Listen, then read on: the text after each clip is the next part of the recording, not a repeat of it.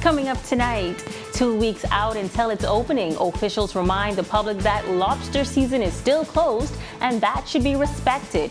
Plus, police arrest two for housebreaking in the West Bay Street area. And Enter the Dragon, or should we say, all aboard. The details on dragon boat racing are ahead.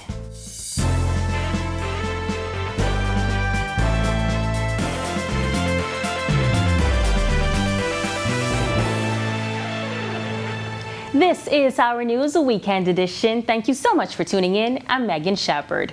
We are less than 2 weeks away from the opening of lobster season, but in the meantime, the Department of Fisheries is reiterating the importance of protecting and preserving the marine life and Bahamian delicacy.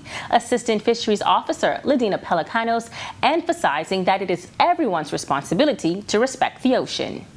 That is the reason why we have increased our patrols and monitoring of certain areas and vessels that are coming in, because we want to ensure that during the opening of the seasons, the lobsters would have already spawned, did their reproduction, and the fishermen will have a good opening to the season.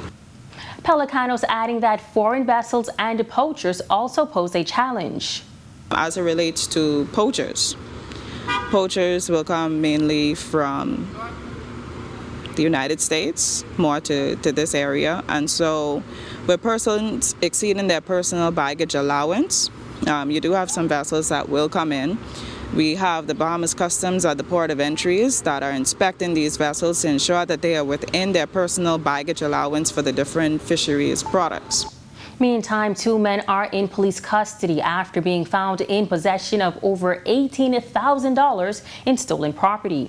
Preliminary reports indicate that the suspects broke into a vacation home located in the Sea Beach Estates area, where they stole an assortment of jewelry and electronic items. Acting on information, Cable Beach officers proceeded to Montel Heights, where they arrested a 32-year-old male after he was found in possession of a pair of Apple AirPods and diamond rings, which were reportedly stolen.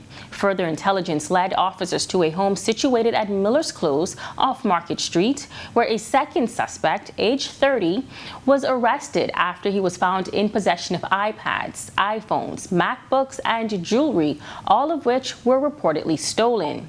And police are also requesting the public's help in locating the occupants of a blue Murano, license plate number unknown at this time. The occupants are reportedly responsible for discharging gunshots at two men outside a business establishment on Rosedale Street around 3:10 a.m. on Saturday. No one was injured. However, police are in search of the suspects and their illegal firearm. Anyone with any information that can assist police in locating the suspects is asked to contact police at 911, 919, or the Criminal Investigation Department at 502-9991 or 2. And police are requesting the public's assistance in locating a male responsible for robbing a female of her brown 2012 Nissan Cube, license plate number AQ3627. The incident reportedly occurred around 6 p.m. on Friday outside of a business establishment located on Carmichael Road. The female was inside her vehicle when she was approached and subsequently robbed of her vehicle by a dark, slim male who was armed with a handgun. The culprit reportedly fled the area headed west on Carmichael Road. Active police investigations continue. And still to come, is monkeypox posing a global threat? World leaders meet this week to find out why. Stay tuned, our World News segment is coming up with the details. And the Pan American Health Organization has its say on COVID-19 and vaccines. That's coming up when our news returns.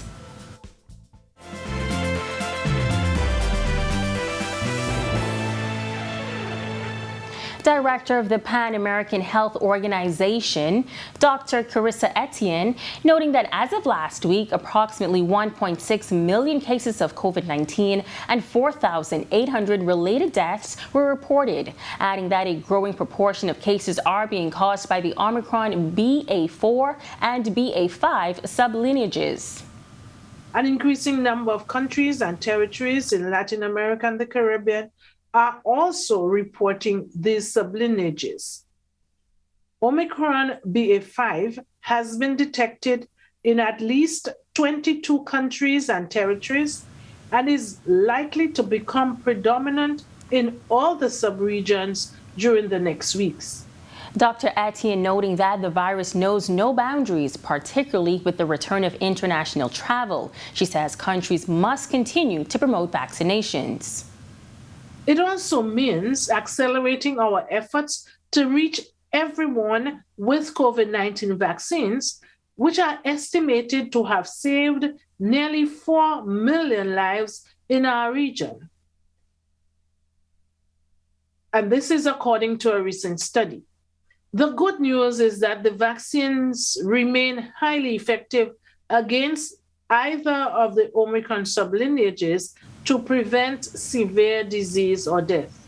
According to Dr. Etienne, it is likely that more outbreaks of other diseases will emerge that will require the rapid development and deployment of new vaccines and diagnostics to fight them. One such disease is monkeypox. We have issued public health recommendations on surveillance, diagnosis, clinical care, and vaccination for close contacts of people with confirmed cases of monkeypox. A priority for PAHO has been to train and equip countries with the capacity to laboratory confirm infections. With such confirmatory capacity now in place, we expect to see the detection of additional cases and confirm further spread in the coming weeks. The World Health Organization set to meet for the second time next week to decide if monkeypox poses a global threat. Cases globally have surpassed 9,200 in 63 countries, with 3 reported deaths this year. Here in the Bahamas, the Ministry of Health has had to investigate 2 suspected cases thus far.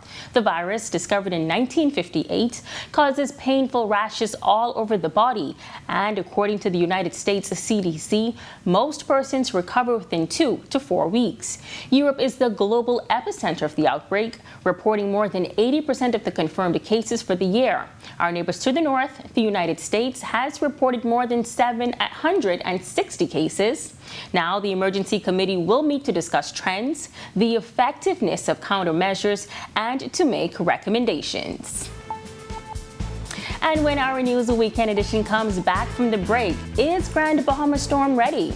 And our Marcellus Hall not only reports on this weekend's bodybuilding competition, but get this, he actually participated in it. We have the details when our news returns.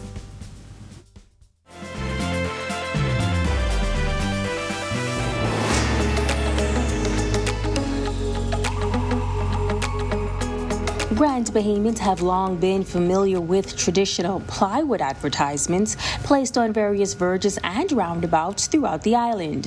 While the Grand Bahama Port Authority has partnered with 4 entrepreneurs to erect digital billboards at 4 locations. Deputy Director and City Manager at the GBPA, Troy McIntosh.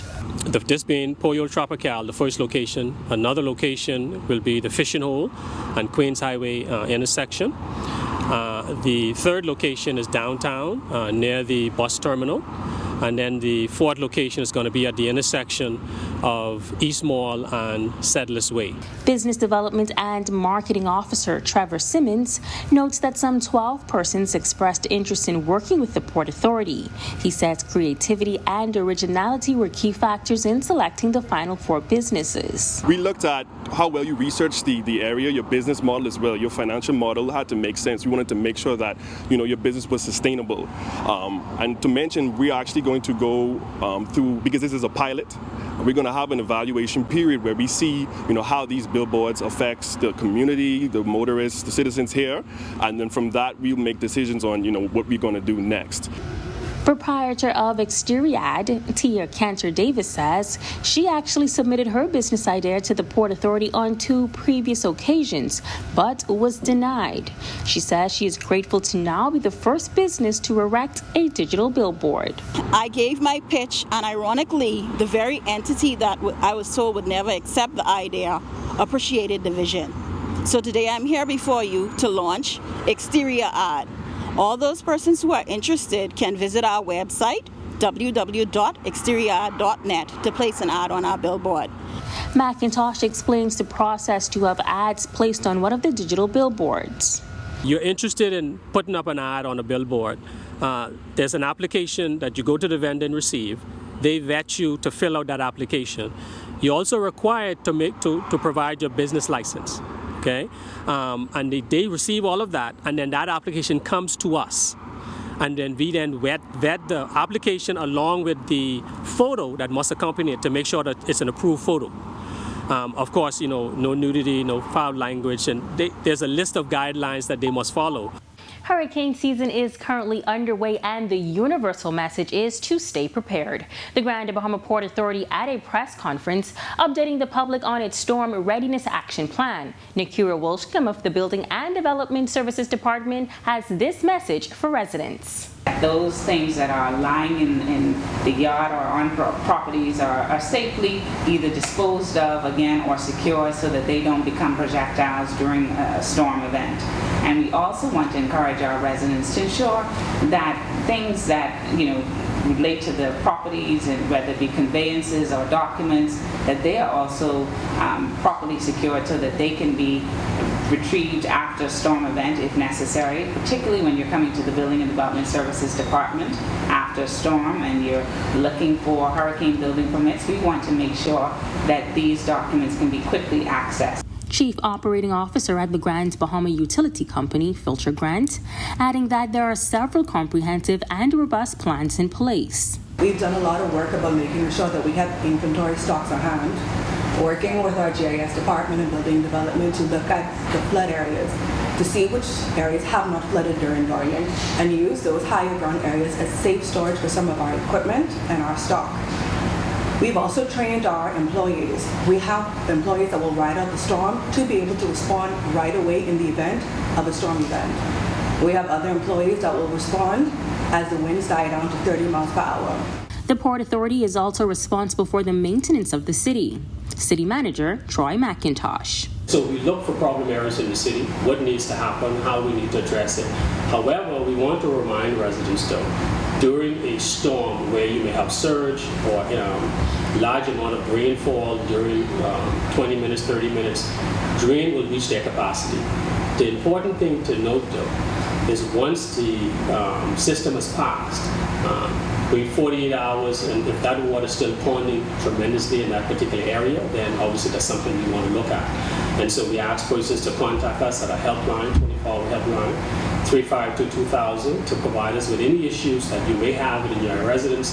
That is very important, GBPA direct responsibility. Manager of Group Corporate Affairs, Glendia Sweeting, is encouraging the public to keep in contact through the company's various social media platforms and app. The Freeport Report app is an app that we use here at the Grand Bahama Port Authority year-round, but certainly during the hurricane season, we want to be able to use that both ways. We can send push notifications to your phones if you download that app, and you can also send us information. You can go to sites where perhaps after an event there's some restoration that needs to be done, or some assistance or some concerns. You'll have the opportunity to take a photo and also send us the address and information about that site. And now here's our Marcellus Hall with the latest in bodybuilding.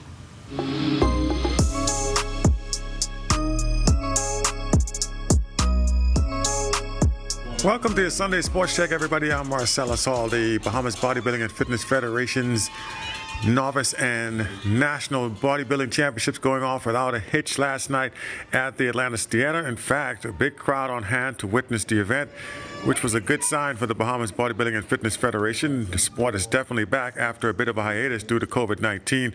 The event, like I said, well participated in by the athletes and also by the fans. Is looking forward to seeing how the federation now moves forward as they get ready for the CAC Bodybuilding Championships, which will take place in Bermuda later on this month.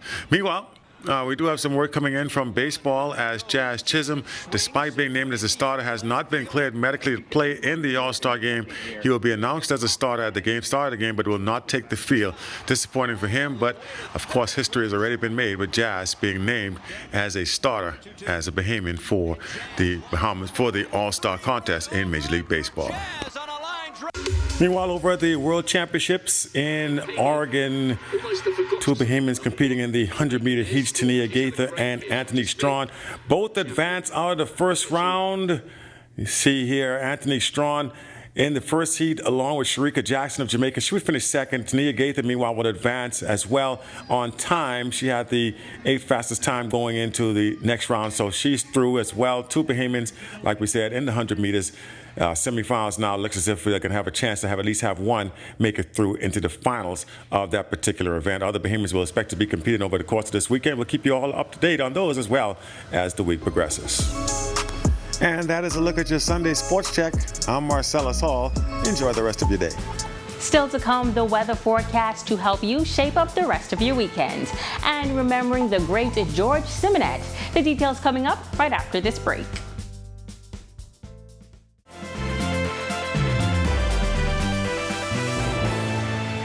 Welcome back to the weekend edition. Paddles are in the water and the dragon boats are racing toward the shore as competitors prepare to go head-to-head with local and international teams in under a month. Join our Jean Joseph as he looks closer at the preparation for the Bahamas Dragon Boat Festival.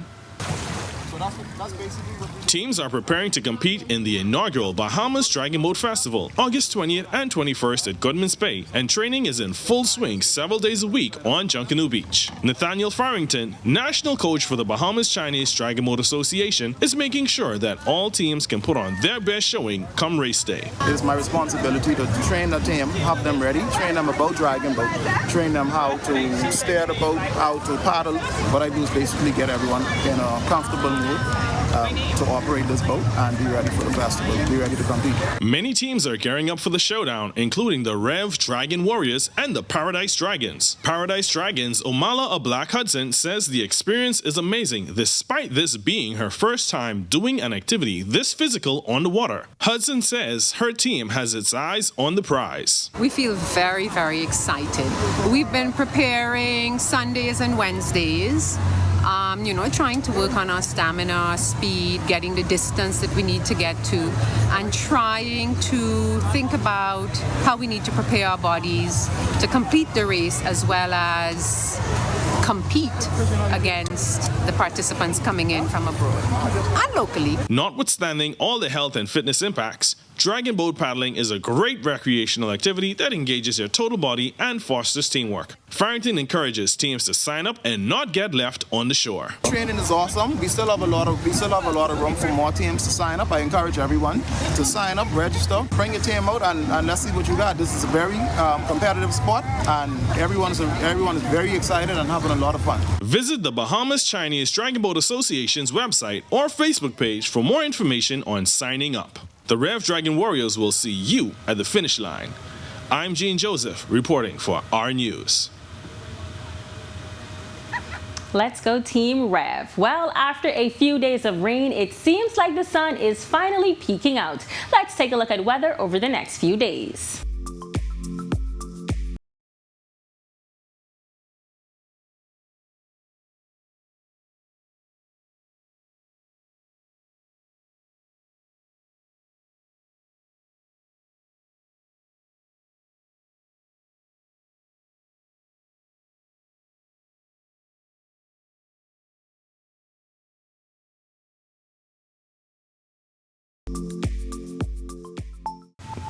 Bahamian music talent of yesteryear can never be measured. Today, we remember George Simmonet, a man who was not only tall in stature, measuring at nearly 6.5 feet, but he was a man said to have been like a tower over the music scene in the Bahamas during his reign as the King of Gumbe. A pharmacist by profession, George worked at the Bahamas General Hospital, the now Princess Margaret Hospital, for a time before opening his own drugstore in the Kemp Road area of Nassau. He was known to be a fine gentleman, an avid sportsman, and a talented pianist all in one. Here's George Simmonet's Gumbe.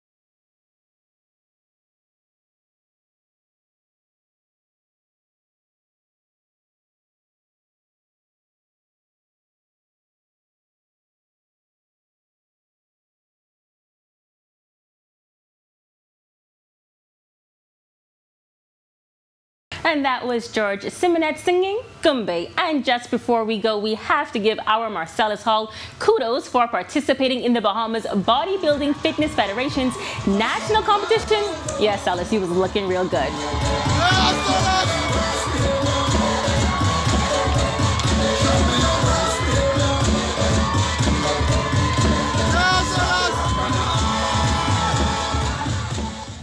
And thank you for joining us for our News Weekend Edition. On behalf of the entire team, I'm Megan Shepherd. Continue to enjoy the remainder of your weekend.